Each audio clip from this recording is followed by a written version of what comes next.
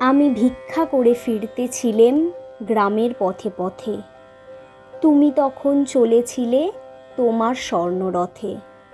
অপূর্ব এক স্বপ্ন সম লাগতেছিল চক্ষে মম। কি বিচিত্র শোভা তোমার, কি বিচিত্র সাজ। আমি মনে ভাবতেছিলেম, এ কোন মহারাজ।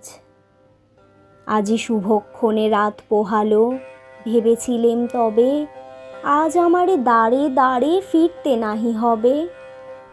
বাহির হতে নাহি হতে কাহার দেখা পেলেম পথে, চলিতে রথ ধনধান্য ছড়াবে দুই ধারে। মুঠা মুঠা করিয়ে নেব, নেব ভারে ভারে। দেখি সহসা রথ থেমে গেল আমার কাছে এসে।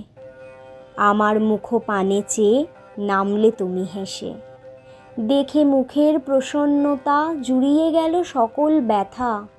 হেনকালে কিসের লাগি তুমি অকস্মাৎ, আমায় কিছু দাও গো বলে বাড়িয়ে দিলে হাত। মরি একই কথা রাজাধিরাজ, আমায় দাও গো কিছু। শুনে ক্ষণকালের তরে রইনু মাথা নিচু। তোমার কি বা অভাব আছে ভিখারি ভিক্ষুকের কাছে, এ কেবল কৌতুকের বশে আমায় প্রবঞ্চনা। ঝুলি হতে দিলেম তুলে একটি ছোট কণা। যবে পাত্রখানি ঘরে এনে উজাড় করি, এ কি ভিক্ষা মাঝে একটি ছোট সোনার কণা দেখি। দিলেম যা রাজভিখারিরে, স্বর্ণ হয়ে এলো ফিরে। তখন কাঁদি চোখের জলে দুটি নয়ন ভরে।